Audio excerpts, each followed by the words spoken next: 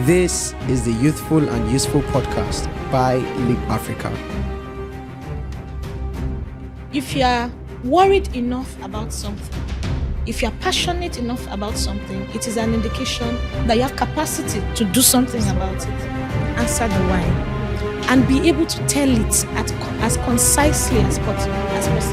It starts from, why are you doing this? If you cannot answer the why, maybe you shouldn't start to. Then absolutely you need to brand.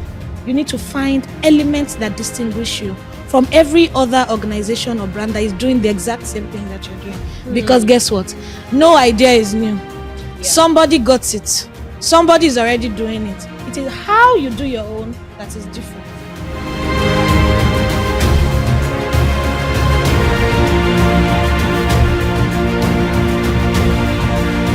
Hello everyone, welcome back to our Youthful and Useful podcast. If this is your first time, a special welcome to you.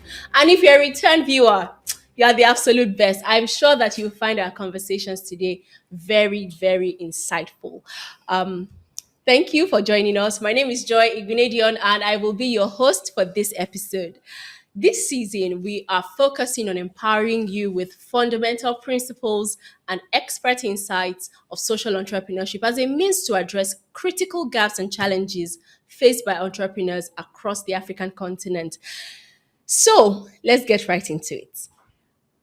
On this episode, we'll be discussing the essentials of building a strong brand and effective communication strategies for entrepreneurs, whether you're an entrepreneur looking to expand your network or a business owner aiming for long-term success. You are in for a treat, trust me, with our expert guest. And this conversation will be packed with insights, and you don't want to miss it. All right, so let me give you a bit of insight into who our guest is. Our guest today is an impact articulator, brand advisor, and an adroit B2B public relations and strategic communications consultant for global brands and executives. She's a founder and principal consultant at Musron Communications, a boutique public relations consultancy serving B2B organizations and social impact brands. And she is also founder Nigerian Women in Public Relations, an organization set up to advocate for and provide growth resources to female PR professionals of Nigerian descent across the world. She's a published author, chair communications subcommittee WIMBY's 2023 conference planning group, member communications sub-team Nigeria Economic Summit 2022 and 2023, and multi-award winner. She has been featured in leading media and professional organizations like WIMCA, Y Niger Power List, Evans Media, and many more. Without further ado, ladies and gentlemen, join me in welcoming the impact articulator herself, Tolulope Olorundero, to the Youthful and Useful podcast. Thank you. Thank you so much for having me. Thank you. You're welcome. Thank you for joining us today. It's my pleasure. I look forward to a very insightful and impactful conversation. Well, I look forward to dishing it as it is hot. See, you guys are going to get it as it's hot. I love it. So, can you tell us more about yourself and your journey as an impact articulator? So let me start from impact articulator. In I think 2023 or maybe late 2022, I was part of a training that was it was just a gathering of business leaders and the MD or the group CEO actually of Wakana. I guess I can say that. Of Wakana just brought us together to say, you guys are not passionate enough. You are not driven enough. There's no sales, and you're just sitting down in your house or your business and you think that you're doing well. Let me come and teach you how I trade. The way I'm going to sell a 1 million naira ticket or a 5 million naira ticket is the same way I'm going to sell a 50 kobo ticket, right? Let's have a conversation. You guys, you don't have a drive, you don't have the passion. Anyway, I got into that training because I mean, if you listen to this guy speak, you'll think like you've not started anything. So I got into that conversation, that training the day, and then of course he finished delivering the training, and then he was inviting questions, and then he asked me, "What do I do?" I said, "I'm a public relations consultant." Tolu, I don't understand what you're saying. I mean, I do PR. I'm a community. I mean, I work for people like you. I help you do communications. I don't understand what you are saying. Can you break it down like you're talking to a primary five Exactly. child? And that question, because I couldn't answer it. I mean, all I have some 17, 18 years experience in PR.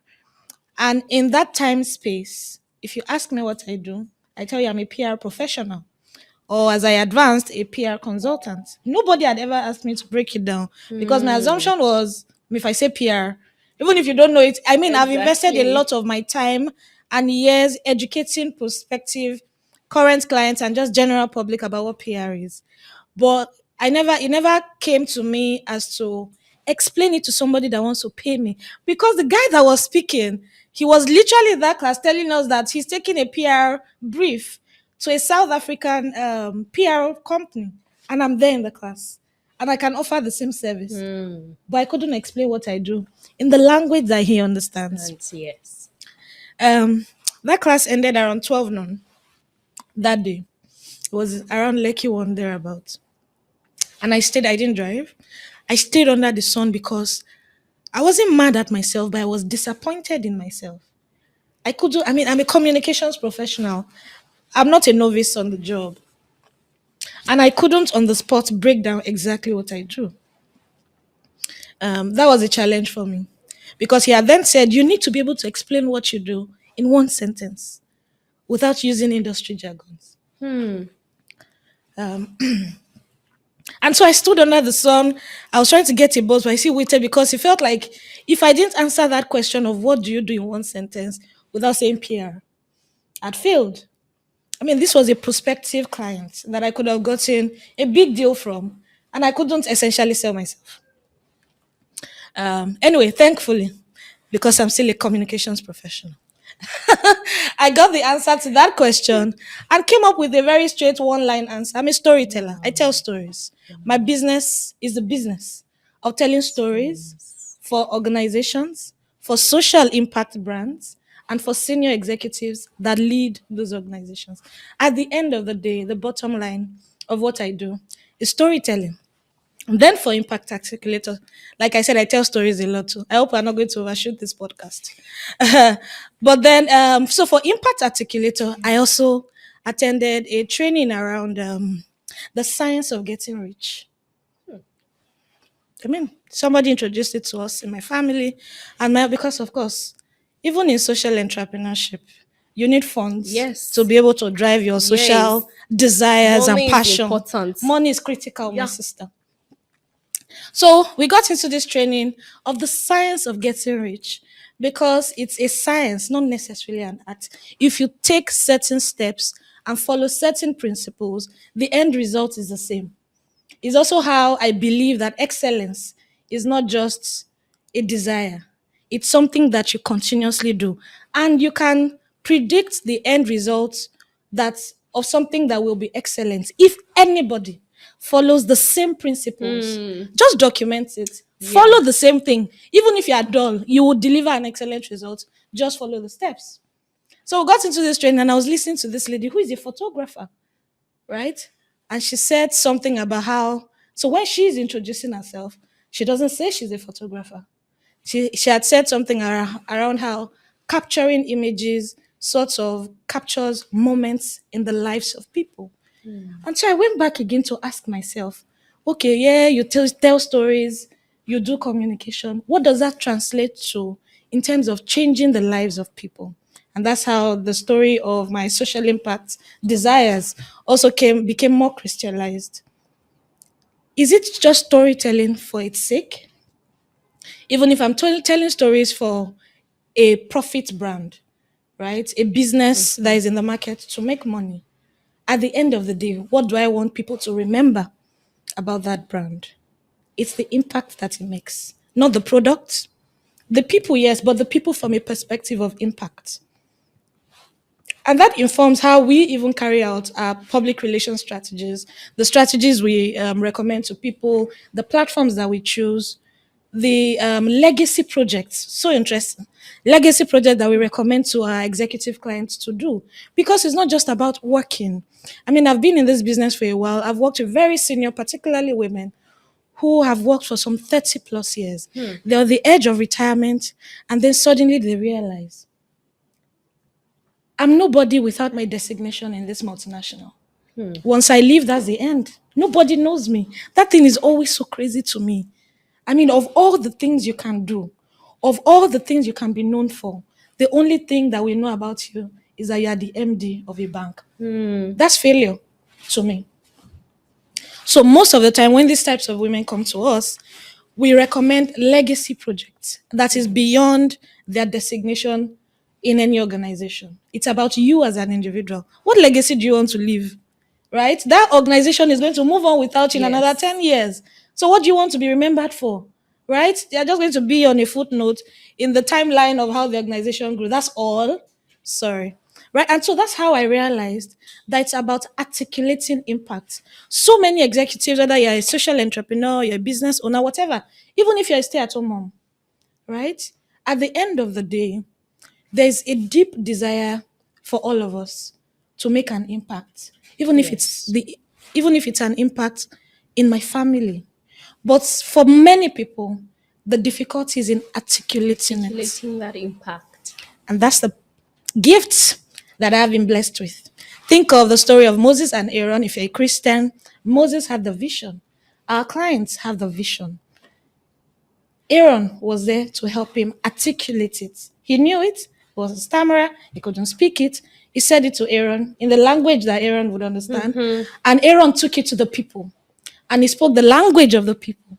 And the people caught the vision.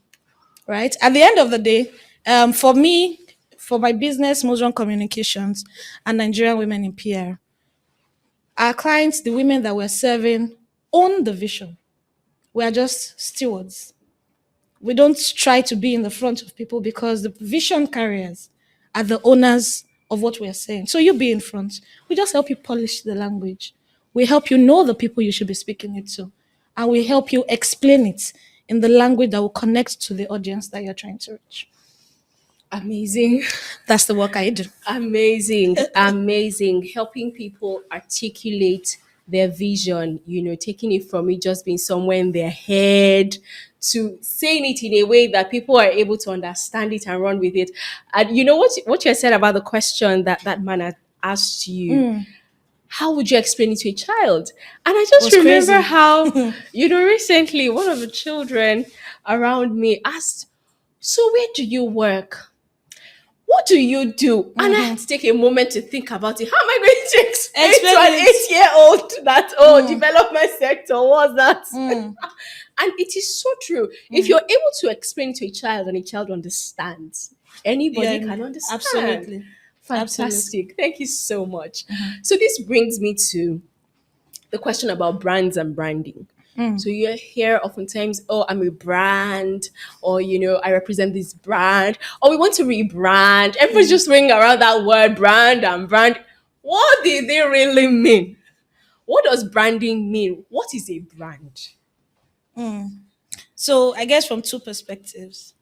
A brand is what comes to mind when people think about you. And then your brand is what you want people to think about when they think about you. So it's two perspectives.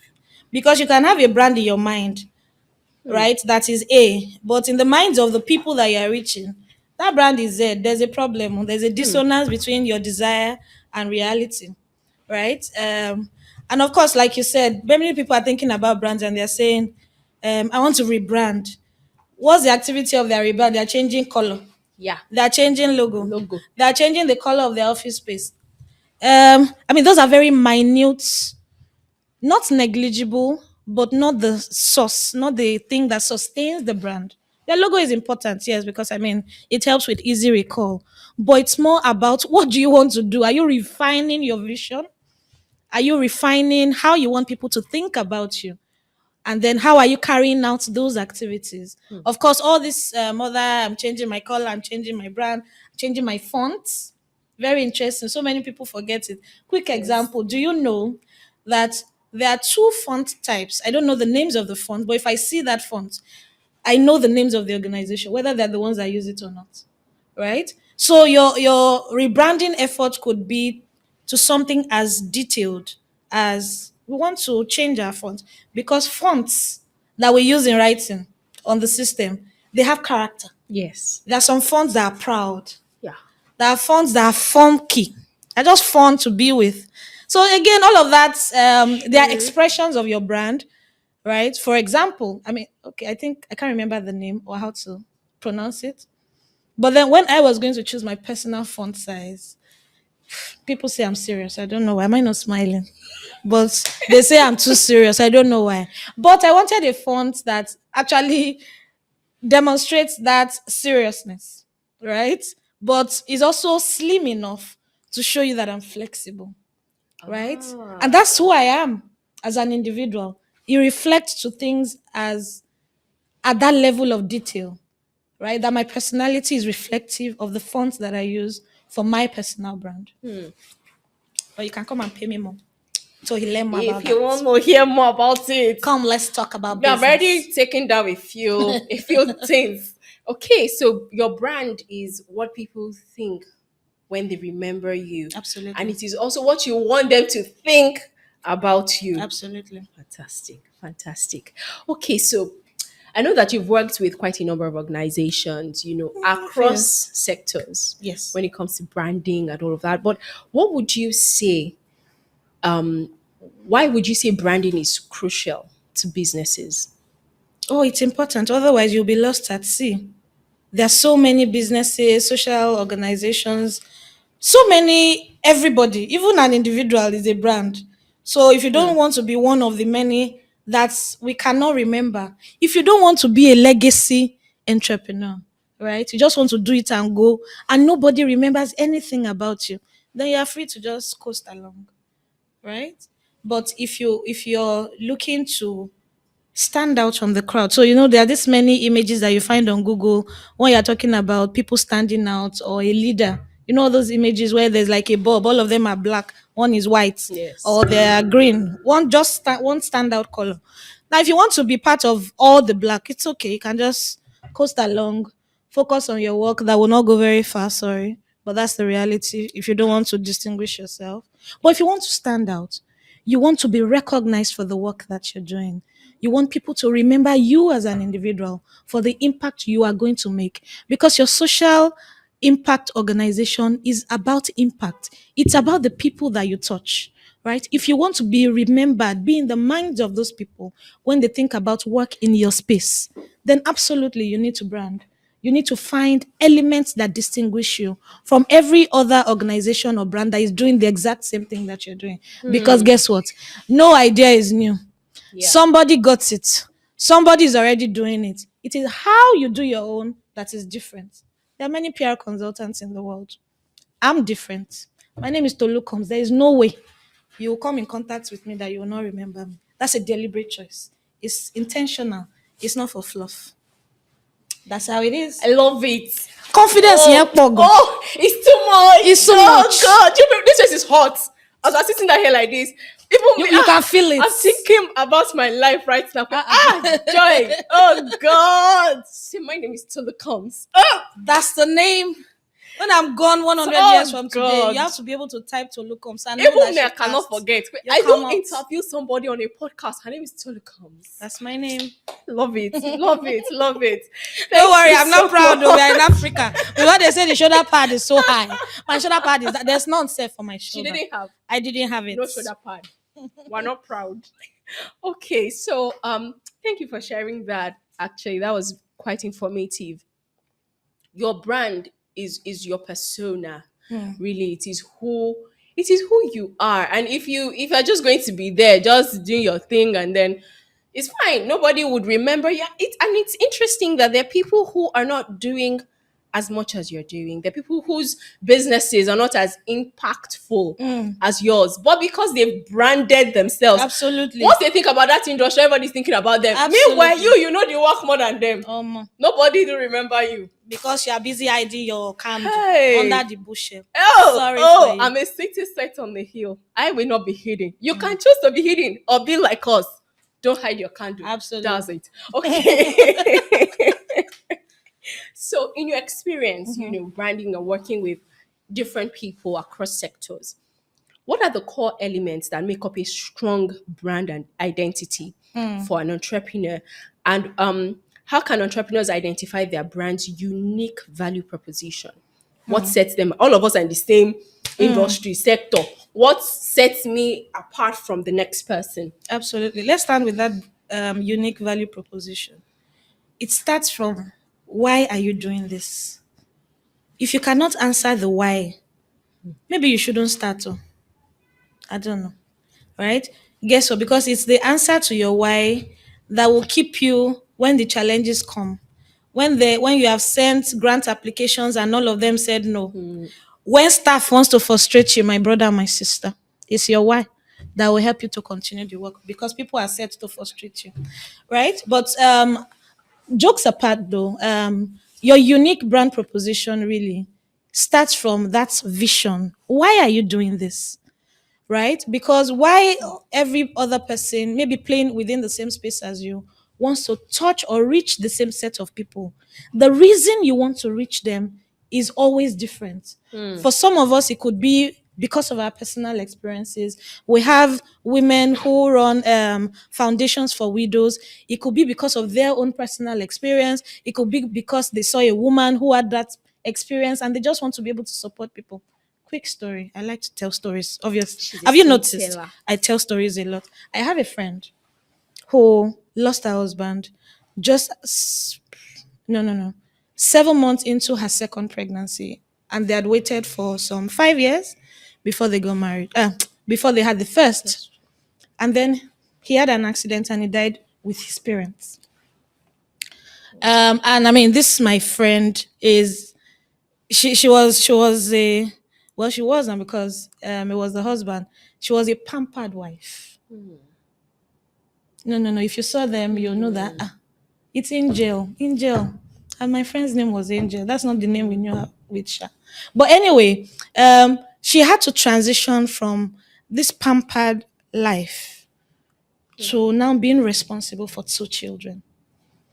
And for women, you know that's a difficult transition, Yes. right? Her working was more like, I'm bored at home.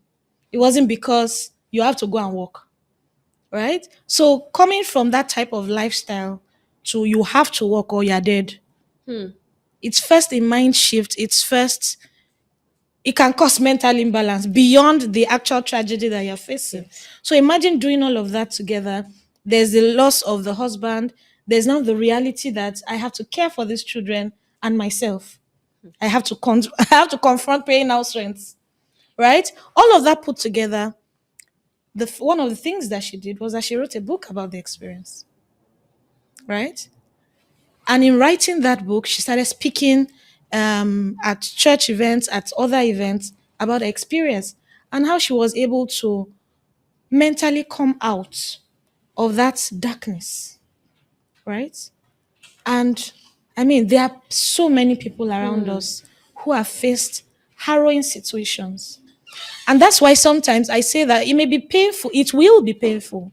But many times if we approach our pain as something that has happened to us because we have to share it with others, either so that they don't experience the same thing or how they can come out faster of the same thing, then I mean, you may not necessarily be grateful for the pain because that pain is painful, Yes. right? But at least you'll get something out of the pain, right? For example, so if my friend were going to talk about her brand, if you hear her sharing the story of her own journey, you likely won't forget it. You likely won't forget it. Very true. So the essence of her brand, first of all, at least if she wanted to start an organization for widows, would be that story, right? I want widows to be able to find comfort first in being alone, because that's also the other thing. So interesting. You grow up being dependent, right? There's always somebody around to take care of you, and now you have to not only take care of yourself but also people, People, right? So you need yes. to find strength in yourself that you never had to have because there was somebody there. So first, your that unique proposition is the why. Answer that why first, dig deep. And for some other people, it may not be a catastrophe. It could just be something that you've seen in society that just worries you. For example, while I'm not actively doing anything about it, each time I see an old person walking on the road, I'm concerned. Why? Where are you going to? Baba, stay at home now. You, all of us are hustling boss. You too, right? I feel pained when I see this old. They are bent on the road, either trying to sell something or just don't go anywhere, sir. You should just be enjoying your life at this stage, right? And I know if you are worried enough about something, if you're passionate enough about something, it is an indication that you have capacity to do To something solve about that it, problem. Yeah. right? So in answering your question, I like to tell stories. Just be not pinch me like this when I'm taking so much time. Okay. But in answering that second question about the unique proposition, answer the why and be able to tell it as concisely as possible. Right? So I have told a lot of stories now. I should be able to articulate this in like one sentence. For example, Nigerian Women in PR that we registered as Public Relations Women Foundation, right? When we started, I'm not sure that I just wanted a community because I had always wanted when I started my profession. We just wanted a community of women in PR so that we can just trade stories, share the hassles of how somebody is telling us to carry tea during meeting, because that's what sometimes they ask us, because you are the woman, so you should be taking care of everybody, Yeah. even though you are the comms person. But some of our gentlemen in the profession, they can't relate because who will see a hefty man Yeah. seated, head I'll of comms, and say, say, "Oh God, oh give God, us tea." come bring mug. They don't understand it. So anyway, I just wanted a community like that, and I saw that there was a gap. I just opened Twitter page, gave handle, and started the thing because I saw that there was a gap there. But things have developed. In 2022, I started the organization in 2019 because I just wanted a community. So in 2019, 2020, 2021, if you ask me why, I may not necessarily have been able to answer because I had not sat down to articulate the vision. But I knew that this is something I wanted. It wasn't available. What am I waiting for? Create it now. So I created it. But then as we grew, the more we worked on it, the clearer the ideas got. And in 2022, I had to sit down with the volunteers I was working with. And we came out with crystal clear vision, mission, and objective. Very clear. If you wake me up now, I will tell you. Right? So, for example, when we say Nigerian Women in PR, it's set up to advocate for and provide growth resources to. We didn't just say resources. There is a reason why there is growth there. You understand? Each word is carefully and intentionally selected to reflect what we want to be able to do. There are many women in PR bodies across the world. Ours is distinct. It is unique. There are many women in PR bodies in African countries. And for most of them, they're focused on women who practice PR in their own country. For us, we say that we're a global organization for Nigerian women who practice public relations in Nigeria or across the world. So long as you're a Nigerian woman, if you are in Kutuwenji, you are in Antarctica, and you're a Nigerian woman and you're practicing PR, this is home for you. There's distinction already. It is not just all of us are women in PR bodies. No, there is a reason why we are targeting those people. First, we think about our economy. Largest black nation in the world. 1 in 7, how did they even say? 1 in 7 or 1 in 4 African in diaspora is a Nigerian. Nigerian. Therefore, there is a high possibility that there is at least one Nigerian woman in all the nations of the world. Why should we exclude that and just focus on us? We're not local champions. We're a global Global. organization. We global now. Once you identify your why, it will flow into the elements, right? For example, let, let me use Nigerian Women in PR. So we say we're a global organization and we are advocates, right? That reflects in how our logo is designed, right? We have a strong tie to Nigeria. That impacts the brand colors we chose. It's blue and green, right? We also don't want to be pinkish because while it's a female focused organization, it's not a girly organization. Why? Because it's a professional organization. Okay. So, and then of course, in all of that, it then also helps us to determine what type of font do we want to represent all these things that I've said. So, to your font size, your logo, how the logo itself is designed. What's the logo saying? If we saw your logo alone, would we be able to identify what this organization is about? So, in our logo, for example, there's a the shape of a woman, and then there's a green color.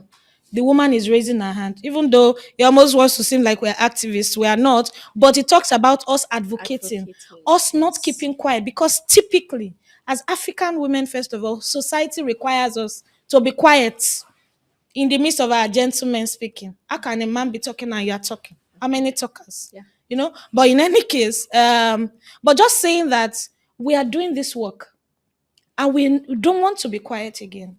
We have evidence of results that women in this profession have delivered over the years.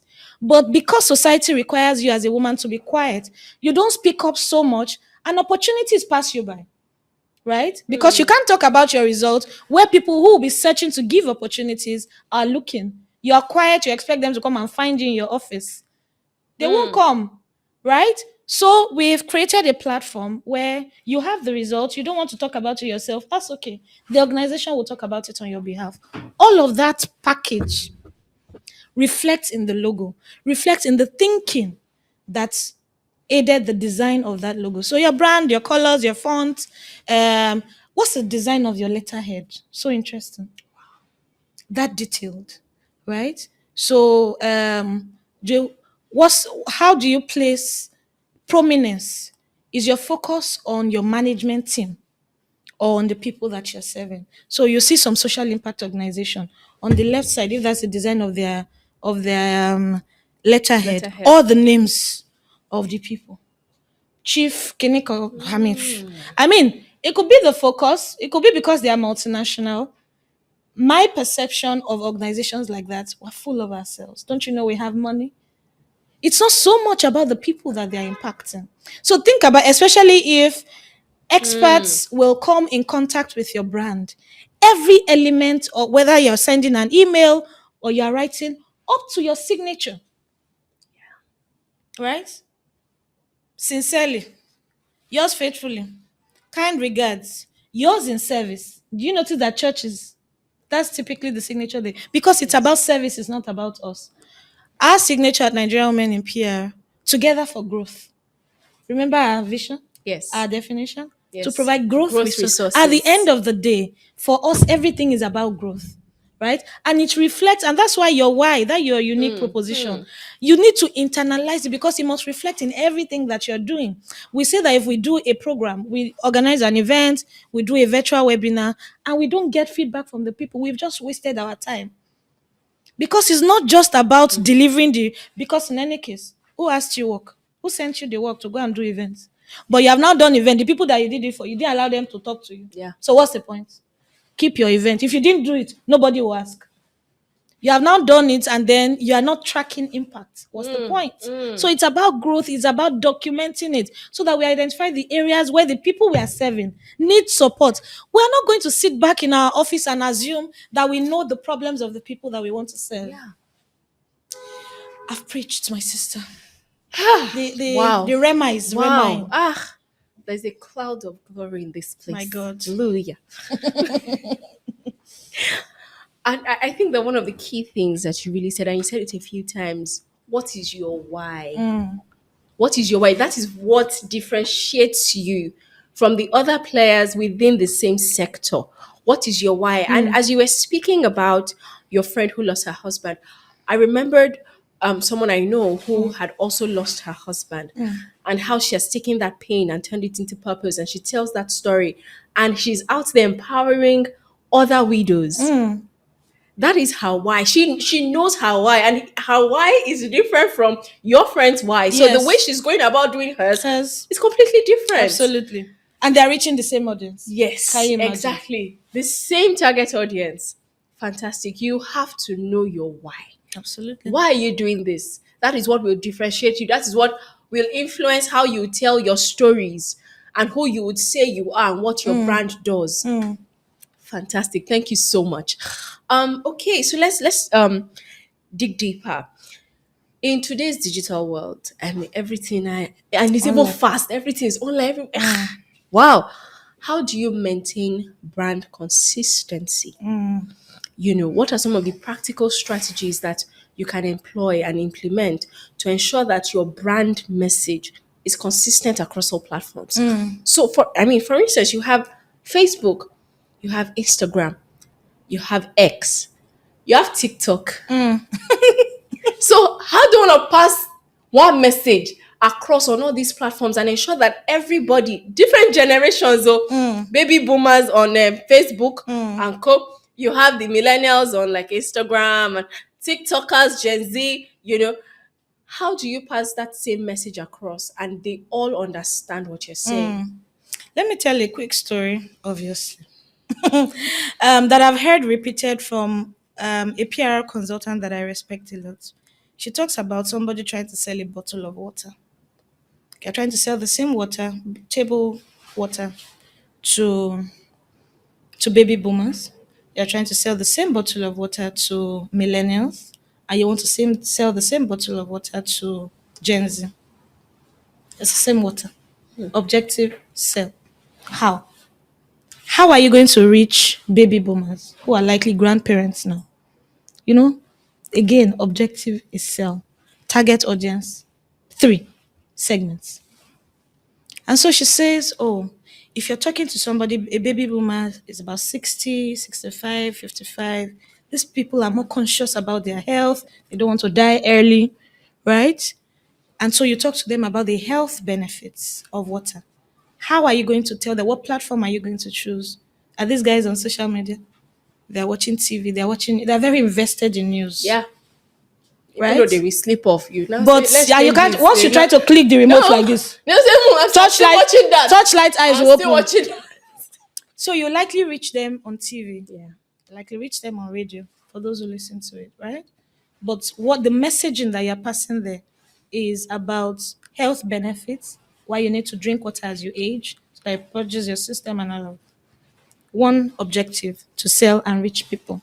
And then for millennials, you want to talk to them about the same bottle of water. Where are you going to reach them? You are going to gyms because these people are active. Overwork or what's this song? Overthinking, no, they self love, right? So these guys are in the gym. They are wearing things that want to frustrate your life, but they want to get in shape because the shape is shaping and has to be on point per time, Yeah. Yeah. And so they're there. There's some matured influencers, right? Also, maybe in the gym, they're talking about look at the sweats. Let the bottle of water to be sweating Let it like be you're sweating. sweating. Oh, Because we have walked. Yes. Come and drink water to replenish because you must continue to walk. The shape has to shape. This summer body, it has to be on point. You have to put take the it. cloth. You have to wait. You have to wait. Yes. So whatever has to be done to get the body to Must the be clothes, done. you gotta do it. Yeah. Right? So that's millennials. Gen Z, what are you looking for? And you're not on TikTok.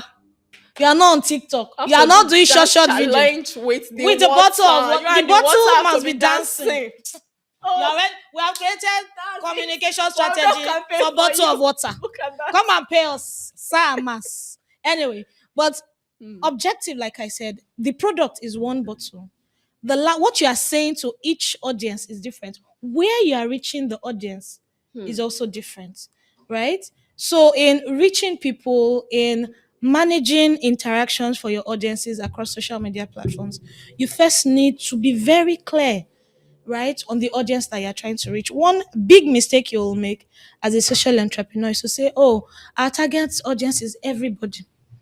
When I have clients that come and tell me, oh, we're trying to reach everybody, I already know that this client is not for me. They send you to frustrate my life? No. Right? If you want me to pay you for brand strategy and product knowledge, that's a separate conversation, right? Because if you don't know the beginning of failure, right, is a lack of knowledge of the people you want to sell to. Whether you're a social impact organization or a for-profit organization, because guess what? In your social work, you're also selling something, right? Yeah. It may not be for monetary exchange. The impact that you want to make is something that you're selling, right? Otherwise, I mean, you'll just go on the street and be distributing money like musicians. Just fling the bill from open roof of the car. Poverty styled. It's not even impact because as people are rushing the money, they're trampling on themselves. The money that they took, now they'll go and use it to do hospital runs, right? So again, everybody's selling something. You need to be very clear, very, very clear of the people that you want to reach. Once you have that clarity, then you take a step back. Where are these people? Are they even on social media? Imagine you want to reach farmers, my sister, and you are sleeping on Twitter. How? You say because what? I mean, what would be the justification for that? Sorry to say, it is because this agri tech boom some years ago. All the people that were pushing for the agri tech thing, that were seeking investors, the people they were on Twitter. Farmers were offline. Yeah. So excuse me, sir. The investor that is trying to collect money from you, that is sleeping on Twitter, how is he farming? Is he farming on Twitter? And you are now surprised that your money entered the drain. It will enter Twitter's account. I mean, what's the drain for? I don't even know. It shall enter digital drain because you gave money for a Greek on digital. Anyway, sorry. I'm so sorry. That could be your business focus. It's valid. So I was saying, identify the audience, and then once you are clear on the audience, the platform becomes visible, right? If you're trying to reach very senior people who are professionals, maybe they've just retired. Some of them are on LinkedIn because most of them transition to consulting, Yes. right? So they're on LinkedIn because they're still trying to get clients. They're in business clubs. They're in serious places, Yes. right? They're in lounges, Yes. serious lounges, not Yes. those ones in the evening, 10 p.m. Because lounges and lounge different, right? You're trying to reach young people, even if it's in agri, but you're trying to even introduce agriculture as a passion to young people. TikTok will be great, but go to their schools too. Some of these children are in schools. Do community outreach. Sometimes we forget that the people that we want to impact are also within our environment. Yes. But because we are sometimes vainly seeking global visibility, we want the world to know, but your neighbors should not know. We want the world to know. So we give what should go to our immediate communities. We give the world. And that's why you see that there's loud spending, right? Your family is impoverished, but you are the spender outside. When we see you at parties like this, it's bail that Right. but people, they are not going to school in your family. But you are doing educational trust fund. But they're like, there's a section of your family. All of them are in the village, not This going table to didn't school. have leg again. Start. Table. Balance well. Right? But anyway, sometimes, because again, just like business, social entrepreneurship requires testimonials to gain ground. Yes. Don't wait until you have maybe all the money or you get a big grant. If all you have is 20,000, start from one child that you want to. If your focus is in education, for example, pick a child in your community and sponsor that child. Follow through on the growth of the child as they progress through school. Get testimonials and then leverage that testimonial as your launch pad, as your pitch deck.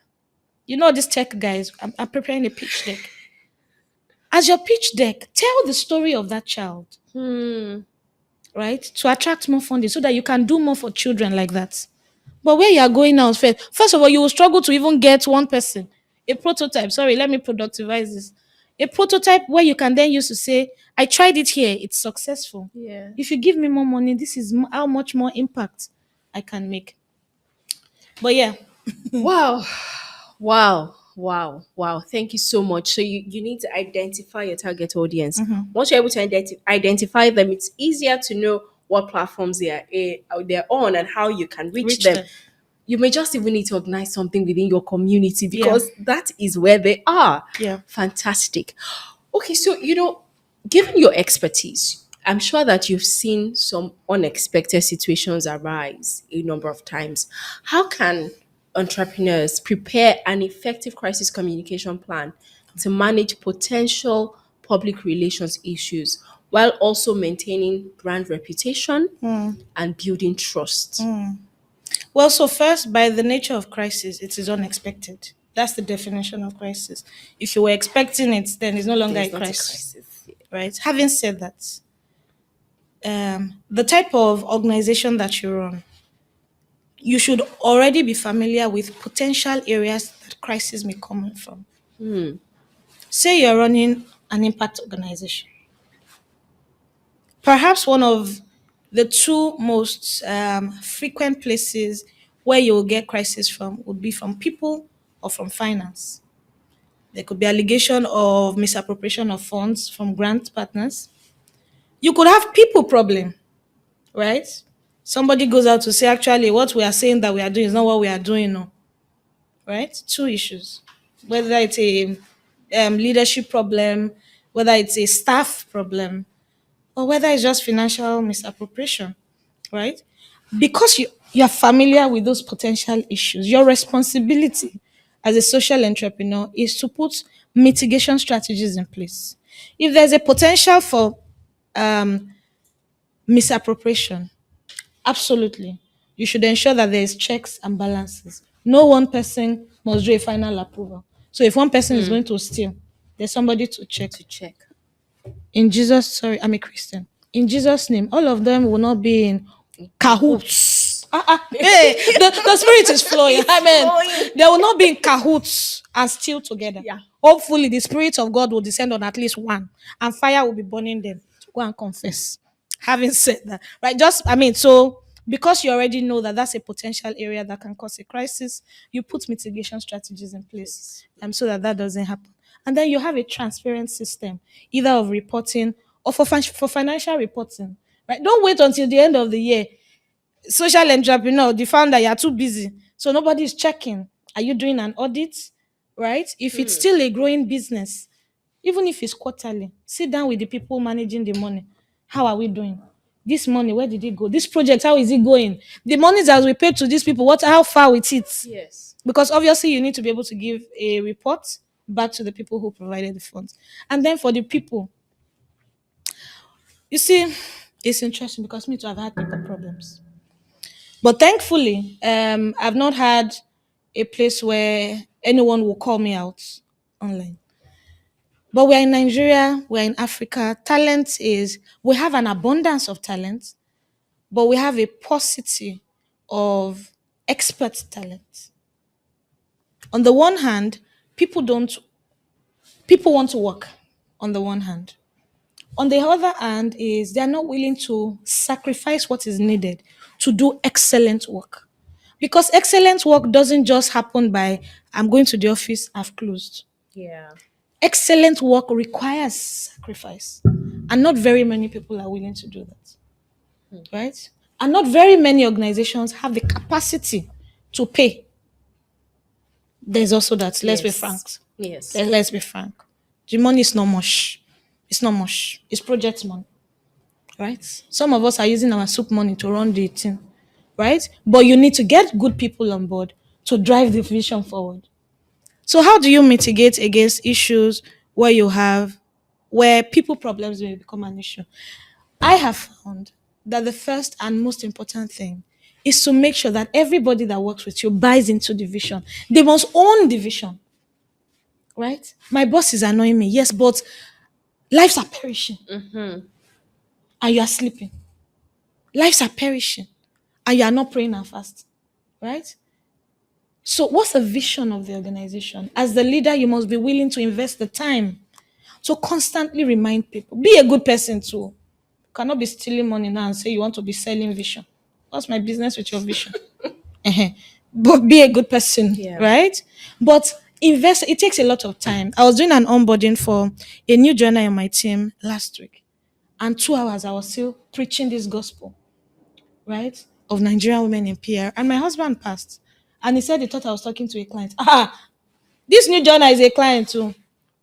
I'm selling markets to that person.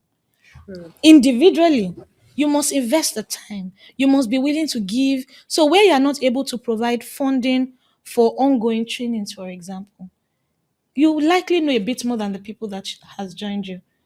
Train them. Train them. Yes. The things that you know. Don't be afraid for your people to become more experienced or better at the work than you are. In fact, that should be your joy because you can sit down and think up new ideas where you are the only one responsible for thinking up new ideas, for doing all the work.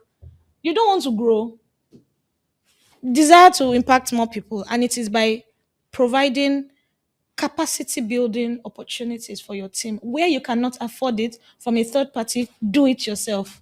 Right, where your people see that you are invested in their personal development. Because the other thing is, you cannot say that you want to be impacting people and your own people again, just like that example of you are leaving your immediate environment and you're focused on the external people. Yes. You are providing food for people. That's what your own NGO is for, to be providing food. But your staff Your members, staff are they have not hungry. eaten for 2 days. They will steal the food. They, like They'll we've been steal the hearing, food. people will go and donate things in orphanages. It's our mommies there that will pack it, even though sometimes that one is greed. People are greedy, True. thieves. Let's be franco. People are thieves sometimes, but you can't have people visibly impoverished and you are putting them in charge of funding of resources that will answer the same problem for Problems. other people. Very true. Very They true. will take it. Let's not lie. Let's not lie. Very true. Wow. Okay. Okay. So you need to identify the areas where crisis can come up in your business and put plans in place to ensure that you can mitigate them. So that Absolutely. even if anything happens, you have been transparent. You can communicate what your processes have been Absolutely. without. Fantastic. Thank you so much. Okay, so our time is fast spent. I have about two more questions that I'd like to ask you. So, can you recommend some methods for measuring the success of brand and communication efforts? Some strategies. Well, feedback first of all. Get feedback. Don't just do things and walk away. Get feedback. You may be doing things for people, they like it, but they don't like how you are doing it. Get feedback so that your processes can improve. There's a lot of measurement around that. So, I mean, one of the ways I also check. So, if you've been doing events back to back, when you did the first one, 50 people attended. The second one, 40 people attended. The third one, 55 people attended. The next one, that's 4 years. All this next one is one per year.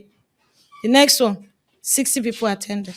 Another year again, 55 people attended. There's something wrong. You are not talking to the people, you are not saying what they want to hear, or you are not in the place where those people are. So sometimes participation in your activities helps you get a feel of the community you are reaching. Are they invested? Are they willing? One of the things that we did after last year, Nigerian Women in PR introduced a paid membership category because I've been using my small money to fund the thing, right? But first, beyond the money, because it was a negligible amount, right? We had invested so much. And sometimes the work is a lot, and you're asking yourself, who actually sent me work? I mean, I have my business that is paying me. As I'm getting profit from A, I'm using it to feed B. I should be living in Banana Island now. I'm using all that money vida loca. to do Nigerian Women in PR, right?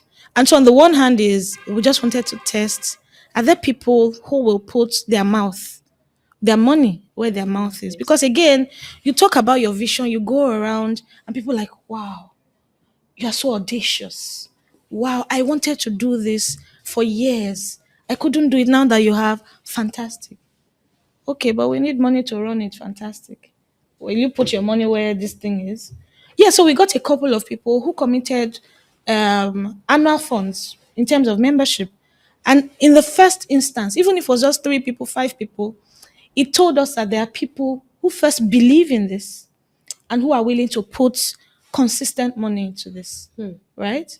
And for us, that was a measure of success. It was the first time that we attempted it, and we got good buy-in, right? So sometimes you want to check how effective the work that you're doing is as an organization in terms of reaching out to individual potential partners.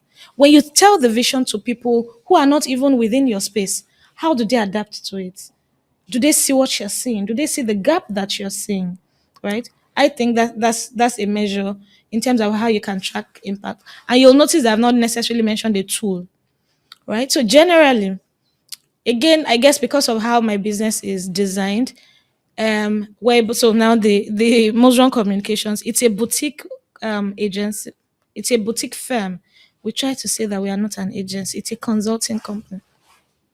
But we are small and we only work with a few organizations per time, right? Because we want to provide that personal one-on-one engagement with them.